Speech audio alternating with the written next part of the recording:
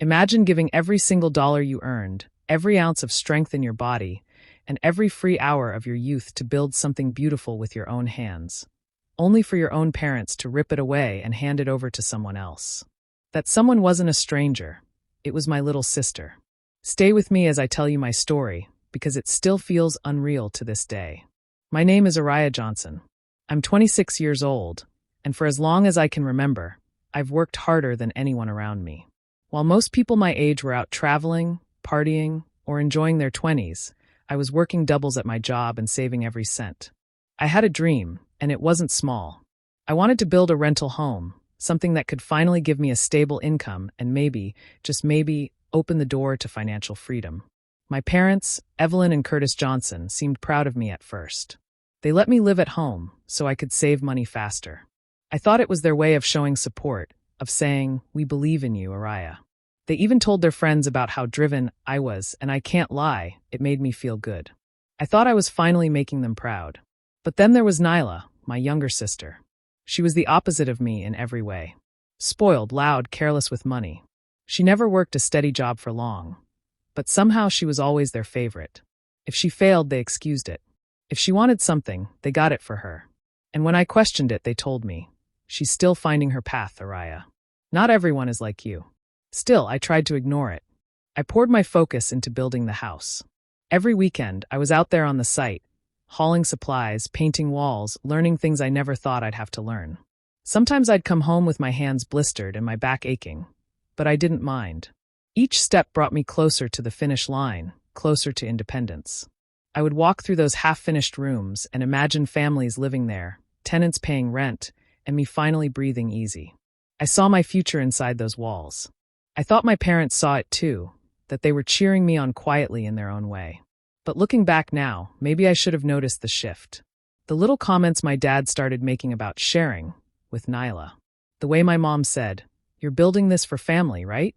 I brushed it off, thinking they couldn't possibly mean anything serious. I couldn't imagine that the very people who raised me would ever take my dream and hand it to someone who hadn't lifted a single brick. I was wrong, and that mistake would cost me everything. For years, my life followed the same rhythm. Wake up before sunrise, work a full shift, pick up extra hours whenever I could, and collapse into bed late at night. While others my age spent money on vacations, new clothes, or nights out, I stacked away every dollar in a savings account meant for one thing only: the rental home I dreamed about. It wasn't just a building to me. It was the key to freedom, proof that all the sacrifices I made weren't for nothing. I taught myself what I didn't know. When my paycheck wasn't enough to cover labor, I spent my weekends watching tutorials and reading books about construction. At first, I was terrified to even swing a hammer, but soon I was painting walls with steady strokes, laying down tiles piece by piece, and learning how to measure twice so I'd never have to redo anything. My body ached constantly, but I wore those aches like a badge of honor. This was mine. Every blister, every drop of sweat, every late-night planning. It all meant something. In the beginning, my parents clapped for me. They told me how proud they were that I wasn't just sitting around like so many people my age. My mom, Evelyn, would say, "You've got drive, Araya, don't ever lose it." My dad, Curtis, bragged to the neighbors about how his daughter was building a house from the ground up.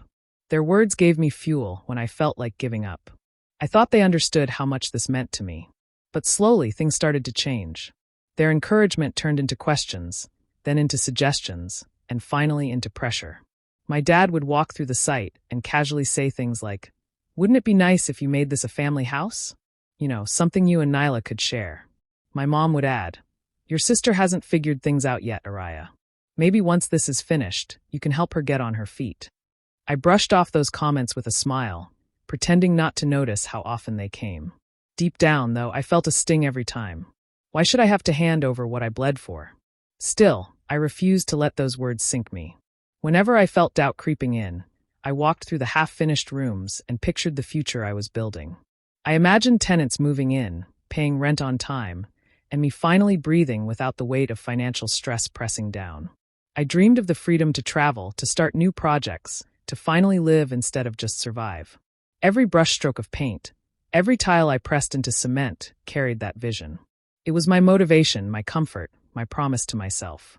I believed, truly believed, that once the last nail was hammered in, my life would finally begin. I had no idea how wrong I was.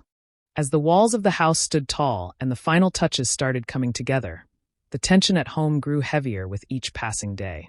What should have been a season of celebration felt more like walking on glass. My sister Nyla made sure of it. Every time I came home exhausted from a long day at the site, she found a way to cut me down. "Why are you breaking your back for this?" she'd laugh, scrolling through her phone. "You could just marry rich and skip all this nonsense." Her words stung, but I forced myself to ignore her. I told myself she didn't understand, that one day she'd see the value of hard work. My parents weren't much better. Where they once praised me, they now slipped into comparisons that made my blood boil. "Araya, don't you think Nyla deserves something too?" my mom would say, her tone sharp but calm, as though she was being reasonable. "She's still figuring out her path. Not everyone is as focused as you." My dad chimed in too, telling me, "Your sister's future matters just as much as yours. You can't carry all this and leave her with nothing." Each time, I swallowed my anger and brushed it off. I convinced myself that they couldn't really mean it. They wouldn't betray me after watching me sacrifice everything. But the air around the house felt different. I noticed the way my parents whispered when they thought I wasn't listening. The way Nyla strutted through the half-finished rental as if it was already hers. I pushed those thoughts aside, clinging to the hope that my family, despite their flaws, would respect what I had built. Then came the night of the family dinner. We sat around the table, plates clinking, the smell of roasted chicken filling the room. It was supposed to be a normal evening, but the conversation shifted, and my father's words hit me like a hammer to the chest. "Araya," he began casually, slicing his food as though he were asking about the weather. "Don't you think it would be smarter to put the deed in the family name? That way everyone benefits. It's not just yours, it's the Johnson family home." I froze, my fork halfway to my mouth. "Excuse me?" I asked, thinking I'd misheard him. "You know what I mean," he said, glancing at my mom, who nodded in agreement. "This isn't just about you. We're family. Your sister deserves security too." I felt heat rush to my face, my chest tightening. "No," I said firmly. "This is my project. I paid for every brick, every screw, every bucket of paint. The deed stays in my name." The room went silent for a moment, then exploded. My mother accused me of being selfish. Nyla rolled her eyes and called me greedy. My dad shook his head in disappointment, as though I'd just ruined the evening by standing my ground. I sat there in shock, staring at the people I thought I could trust, realizing for the first time that maybe I was more alone than I ever imagined. The day the house was finally complete, I felt like I was standing at the top of a mountain I had spent years climbing. Every wall gleamed with fresh paint, every tile shone, and the place smelled of new beginnings. I walked from room to room, running my hand across the smooth surfaces, imagining the tenants who would soon bring life into the space. It was my proudest moment, the reward for every sacrifice I had made. For once, I allowed myself to feel free, to believe that all the pain and exhaustion had been worth it. I even had tenants lined up. I'd spoken to a young couple ready to move in within the week. I left that morning with a smile on my face, a lightness in my step. I thought I was finally about to start a new chapter. But when I came back later that evening, that light was ripped away from me. The first thing I noticed was the boxes, my boxes, stacked neatly by the front door. Confused, I stepped inside, and the living room was stripped bare of anything I had brought in. My chest tightened as I walked further. My parents were there, standing with Nyla, who had the widest grin I'd ever seen on her face. "What's going on?" I asked, my voice shaking. My dad crossed his arms and looked at me like I was a stranger. "Araya, you can't stay here anymore. You've made this all about yourself, and that's not what family is about. You're too selfish." The words stabbed me, leaving me breathless. "What do you mean I can't stay here?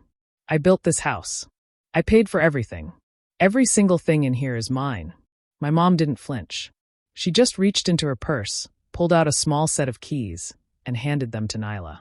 "This home will be Nyla's future," she said, her tone sharp, final, like a judge handing down a sentence. Nyla twirled the keys in her hand and smirked. "Guess I finally have my own place," she said. I felt my knees weaken. My hands trembled as I looked between them, desperate for any sign that this was a joke, a mistake, anything but reality. "Please," I begged, my voice breaking. "Don't do this to me. Don't take this from me. You know how hard I worked. You know what this means to me." But their faces stayed cold, their eyes hard. My father shook his head, and my mother avoided my gaze completely. It was as if the years of sacrifice, the nights I spent breaking my back for this dream, had vanished from their memory. Tears blurred my vision as I screamed, cried, begged, but it didn't matter. They had already chosen. My parents turned away, Nyla walked past me with her keys, and I stood there in the hollow echo of the home I had built, realizing I had just lost everything. I carried my boxes out of that house with tears burning in my eyes, each step heavier than the last.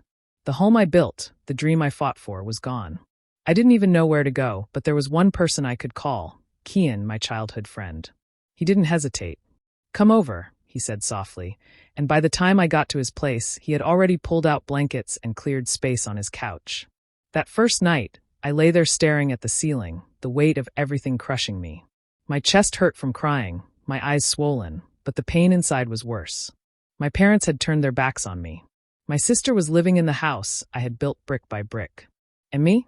I was homeless in the very city where I had once felt so secure. The humiliation cut deep. I kept seeing flashes of all the nights I had stayed late at work, grinding through double shifts, while Nyla was out at clubs posting pictures with bottles of champagne she didn't pay for. I remembered skipping vacations, skipping dinners, saying no to every little joy so I could save money. I remembered the calluses on my hands, the blisters that bled as I carried tiles and painted walls. Every sacrifice had been for that house. And now it belonged to the girl who never lifted a finger. I broke down completely on Kian's couch. My voice cracked as I whispered, "It's like none of it mattered. They took everything from me." My body shook with sobs until I couldn't breathe. Kian sat beside me quietly, letting me cry until the storm passed. Then he spoke, calm but firm. "Listen, Araya. You can't let them win. They want you broken, but that's not who you are. I've known you since we were kids. You've always been a fighter. Don't let this be the thing that makes you quit." His words cut through the fog of despair. For the first time since the betrayal, I felt a flicker of something inside me, anger, determination, maybe both. I wiped my face with the back of my hand and sat up straighter. "I won't quit," I whispered, more to myself than to him. "They think they destroyed me, but they don't even know me. I'll get my revenge. Somehow, some way. I'll make them regret this." I didn't have a plan. I didn't know where to start. But in that moment, I swore to myself that I wouldn't stay broken. The same fire that pushed me to build that house would push me again. They had stolen my dream, but I wasn't about to let them write the end of my story. I didn't know how yet, but I would rise. And when I did, they would all see what their betrayal had created. I started collecting everything like a detective putting together a case. Every receipt I'd ever kept went into a folder. The lumber bills, the paint cans, the tiles, the tool purchases. I dug through old bank statements and highlighted transfers I'd made to suppliers. I screenshot texts where my dad had once congratulated me on progress, and the time my mom sent a thumbs up after I finished the porch. Even the photos on my phone, showing the house at every messy stage, went into a new album titled Proof. It felt strange to reduce my life's work to paper and pixels, but I knew I needed evidence if I wanted anyone to take me seriously. Kian helped me organize things. He sat with me on his kitchen floor while I spread receipts across the table and read messages aloud until the picture was clear. "You did everything right," he said quietly. "Now do the next right thing." His steady voice grounded me when it all felt like chaos. I booked a meeting with a lawyer the next week. The office smelled faintly of coffee and old books, and the woman across from me had that calm, efficient way people get when they've seen too much drama. She listened without interrupting as I explained, then nodded and said, "If you can prove you funded and built the home, you have options. It's not guaranteed, but there's a path." She outlined things simply. Bring every receipt, every bank transfer, any messages that show intent or acknowledgement, and we can look at claims like unjust enrichment or constructive trust. It wasn't a promise, but it was a plan. For the first time since the betrayal, the anger inside me shifted into something clearer: purpose. While I was gathering papers and legal advice, life at the rental went the other way. Nyla moved in with friends and turned the place into a non-stop party house. I started getting neighborhood messages and photos. Loud music at 2 a.m, bottles in the yard, trash left in the hallway. One picture showed a couch cushion ripped open and stuffing scattered like confetti. My stomach twisted every time I saw those images. I'd painted those walls, laid those floors. Watching them treated like a toy hurt in a way I couldn't always name. Word of the situation spread fast. Neighbors who once greeted my parents warmly began to look at them sideways. Whispers followed them to the grocery store, and people who had once admired Curtis's yard started asking softer questions about family values. My mom's calls started coming less often, and when she did answer, there was a silence on the other end that felt like an accusation. Still, as the house fell into chaos and their reputation cracked, I felt something else grow inside me, a steady, controlled fire. It wasn't just about getting the house back anymore.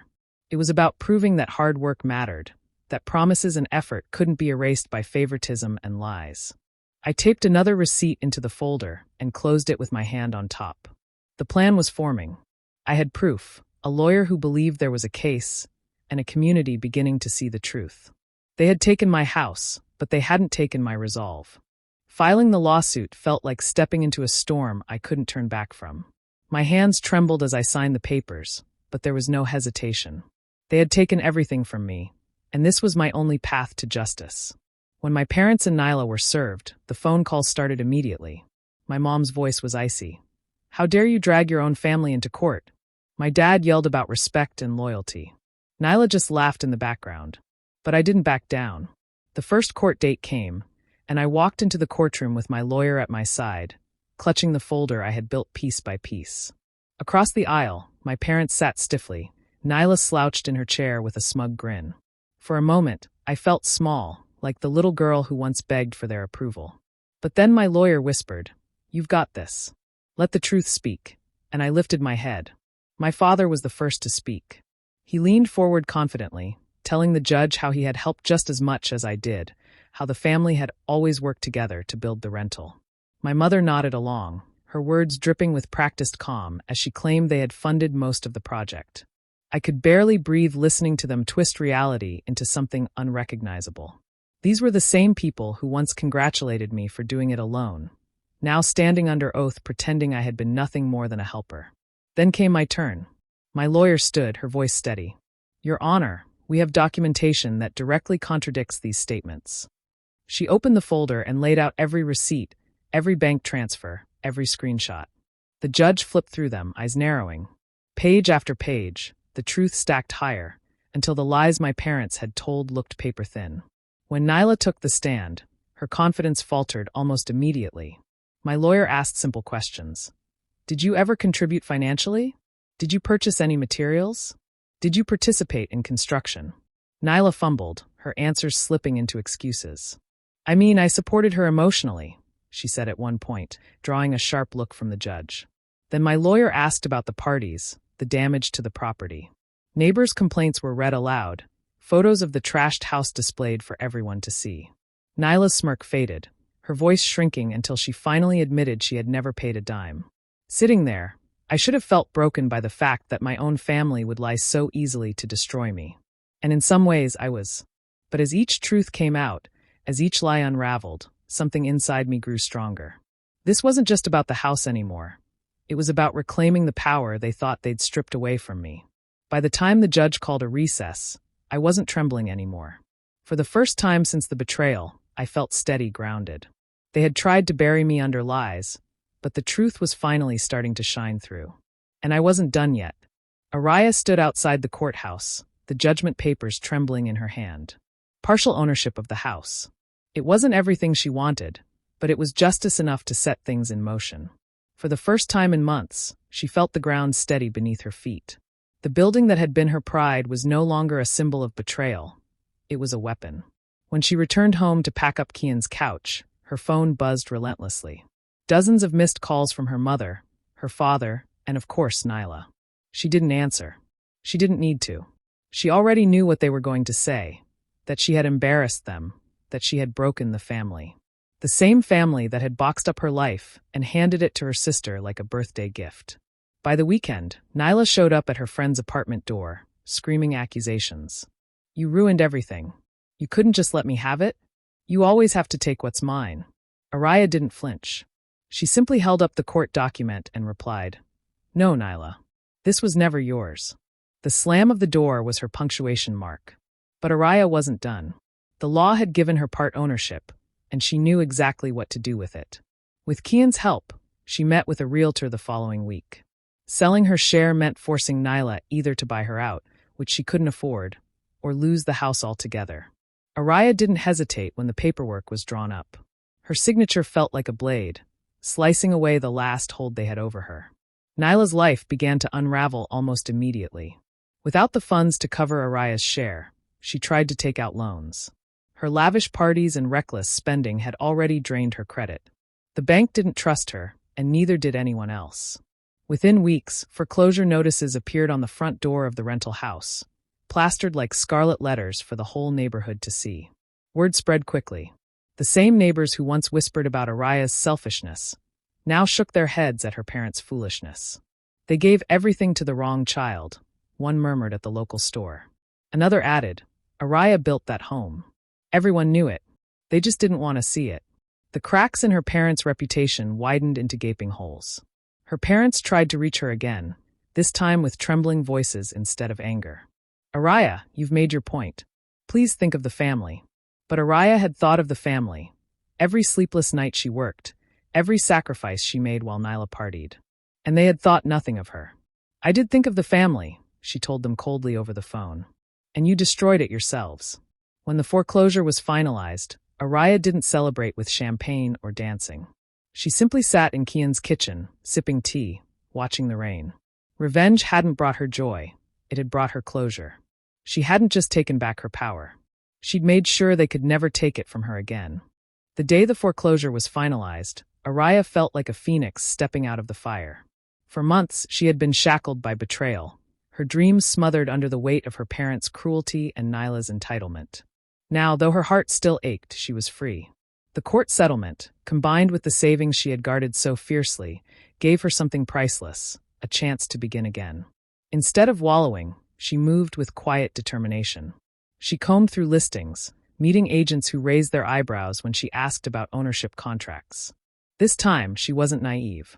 She wasn't building under someone else's roof, or trusting anyone else's word. Every document she touched, she scrutinized. Every signature was deliberate. Within weeks, she found it, a modest but promising property tucked on the edge of town. It wasn't grand, but it was hers legally and undeniably. When the keys dropped into her palm, she felt a tremor of triumph. She had built once before and lost it all, but this time no one could box up her belongings and hand her life away. She owned every brick, every nail, every inch of foundation. This home wasn't just real estate. It was a shield. Kian stood by her side the entire time. He carried boxes when she moved in, painted walls late into the night, and teased her when she frowned too hard over the contracts. One evening, as they sat cross-legged on the bare living room floor, eating takeout, he looked at her and said, "You know, Ari, you didn't just survive them. You built something stronger. Something they can't touch." His words sank deep, warming the parts of her that betrayal had left frozen. Their bond grew naturally, shifting from childhood friendship into something richer.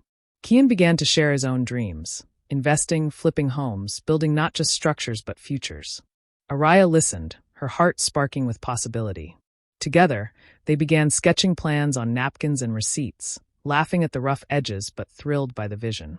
Yet, in her quiet moments, Araya felt a bittersweet pang. She had fought so hard for her family's approval, only to realize they had never truly seen her.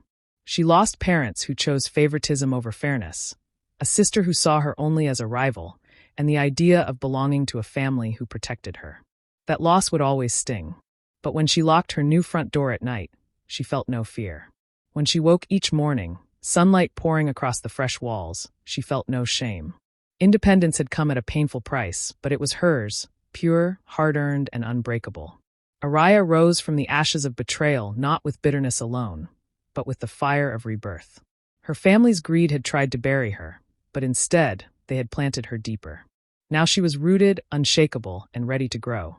The old rental house stood like a ghost, its windows boarded, the yard overgrown with weeds. The paint Araya had once brushed on with hope was now peeling, flaking like dead skin. She stood at the gate, staring at the ruins of what was supposed to be her beginning. Once, she had poured every ounce of her soul into this place. Late nights hammering nails, early mornings painting walls, endless hours dreaming of tenants and freedom. Now, it was nothing but a hollow shell, a reminder of betrayal that had nearly destroyed her.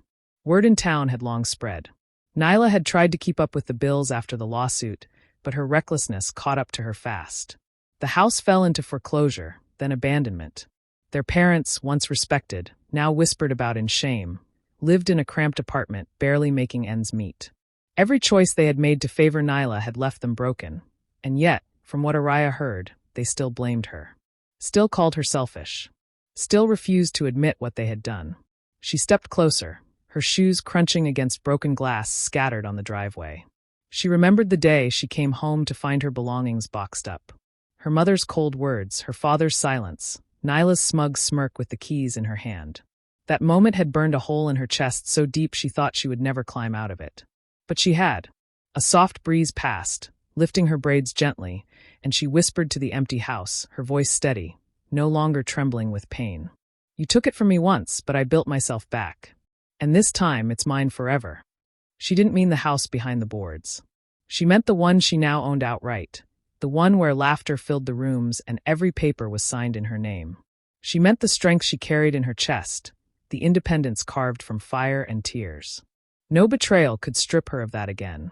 For a moment, she closed her eyes and let the memories wash over her. The sacrifices, the humiliation, the rage, the nights crying on Kian's couch. Then she opened them again, and the ruins before her seemed smaller, weaker, nothing compared to the woman she had become. Her phone buzzed in her pocket. A message from Kian. "Ready to check out that new property? I think it's the one." She smiled, a real one, soft and unburdened. Without a second glance at the house, Araya turned away, her footsteps light but firm. As she walked down the cracked street, the sun broke through the clouds, casting a golden glow on her path. She didn't look back. She didn't need to. What was behind her was dead. What was ahead was alive, hers and untouchable. Do you think Araya made the right choice by cutting ties with her family and building her own future? Or should she have tried to mend things with them despite the betrayal? Share your thoughts in the comments. I'd really like to hear your perspective. And if stories like this move you, don't forget to like, subscribe, and hit the notification bell so you'll always catch the next one.